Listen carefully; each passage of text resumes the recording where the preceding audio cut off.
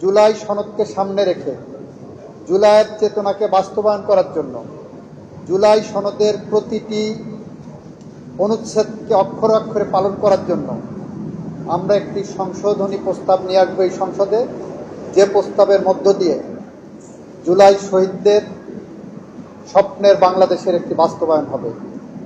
সুতরাং আমরা সেই কারণেই বলছি, আজকে একটি মহেন্দ্রক্ষণের যাত্রা শুরু করলাম।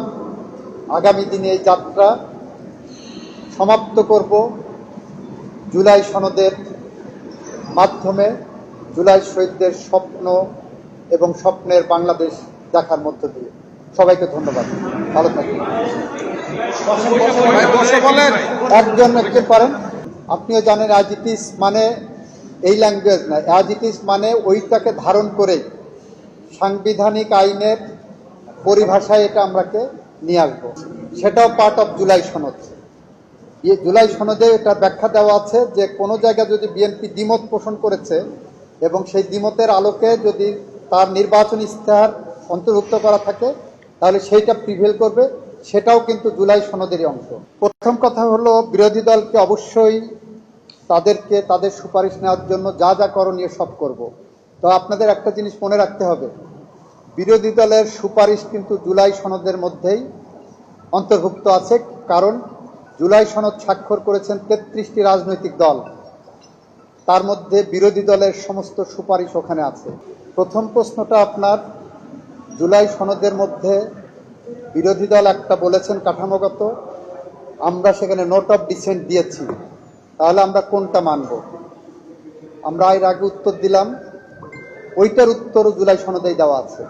আমার কোনটা মানা উচিত সেটা জুলাই সনদেই দেওয়া আছে। এটাকে বলা হয় আইনের পরিভাষায় harmonious interpretation of statute and documents.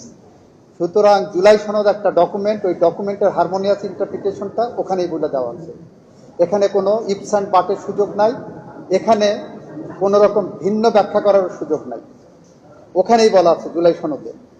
দ্বিতীয়ত হলো, বিরোধী দল যদি না দেন, আগের পঞ্চদশ সংশোধনীতে বিরোধী দল এরকম কোনো অঙ্গীকারনামায় সাইন করেননি। জুলাই সনদ is a complete code of political guideline, সংস্কারের প্রস্তাব। সেখানে 6টা ধারা আছে, 6 নম্বর ধারার ক এবং 6খ, 6ক এবং খ আছে। 6ক এর আন্ডারে 1 থেকে 47টা অনুচ্ছেদ আছে, 6 খ এর আন্ডারে 48 থেকে 84টা অনুচ্ছেদ আছে। এইগুলোর আন্ডারে 7টা অঙ্গীকারনামা আছে। 7টা অঙ্গীকারনামাকে সামনে রেখে, 84টা অনুচ্ছেদকে সামনে রেখে, 6টা ধারাকে সামনে রেখে 33টা রাজনৈতিক দল যেটা স্বাক্ষর করেছেন, যদি কেউ না আসতে পারেন আমরা ধরে নেব যে ওই আলোকে আমরা যাচ্ছি কিনা। তারা বাইরের থেকে এইটাকে পর্যবেক্ষণ করে তাদের যদি সেখানে বলা হয়, মনে করেন যে তাদের আমরা জুলাই সনদের ব্যত্যয় ঘটিয়েছি, অবশ্যই তারা তাদের সেটার সমালোচনা করার অধিকার রাখেন এবং যৌক্তিক যে কোনো সমালোচনায় আমরা অ্যাকোমোডেট করার চেষ্টা করব। সাধারণ মানুষের জন্য, আপনার মতো বিশেষজ্ঞদের জন্য, আপনাদের মতো বোদ্ধাদের জন্য বলছি, নোট অফ ডিসেন্টের উপর আলোচনা না, আলোচনা সংবিধান সংশোধনের জন্য, এবং সংবিধান সংশোধনের জন্য জুলাই সনদ আমার সামনে থাকবে। জুলাই সনদকে সামনে রেখে, জুলাই সনদকে বৃত্তায়ন করে, জুলাই সনদকে ধারণ করে, জুলাই চেতনাকে ধারণ করে আমার সংবিধান সংশোধনের পথে আমি এগিয়ে যাব। অন্তর্বর্তীকালীন সরকারের সময় যে আলোচনা হয়েছিল, সেই আলোচনাকে ধারণ করে জুলাই সনদ দেওয়া হয়েছে, সেটাকে সামনে রেখে আমরা করছি। এই দুইটার মধ্যে কোনো পার্থক্য এবং বিভেদের জায়গা আমি দেখি না।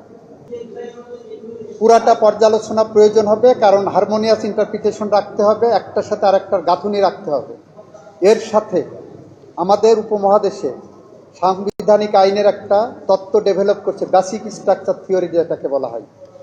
ইন্ডিয়াতে 1972 সালের একটা মামলায়, 1974 সালের এআইআর রিপোর্টের কেশবানন্দ ভারতীর মামলায় সংবিধানের একটা বেসিক স্ট্রাকচার থিওরি ডেভেলপ করেছে, যেটা আমাদের 8ম সংশোধনীর মামলায় এখানে অ্যাডাপ্ট করা হয়েছে। এইগুলোকে আমাদের ধারণে রাখতে হবে। শুধুমাত্র ইমোশন দিয়ে জুলাই সনদকে বাইপাস করে আমি আমার রাজনৈতিক মতাদর্শ বা অন্য কিছু চাপিয়ে দেবো, সেটা আমরা করব না, করতে পারি না। আমি যেটা চাচ্ছি, আমার রাজনৈতিক দল যেটা চাচ্ছে, সংসদ যেটা চাচ্ছে, সেইটা যদি বেসিক স্ট্রাকচার থিওরির বাইরে যায় বা জুলাই সনদের বাইরে যায়, আমরা সেটা করার জন্য সেই পথে হাঁটবো না।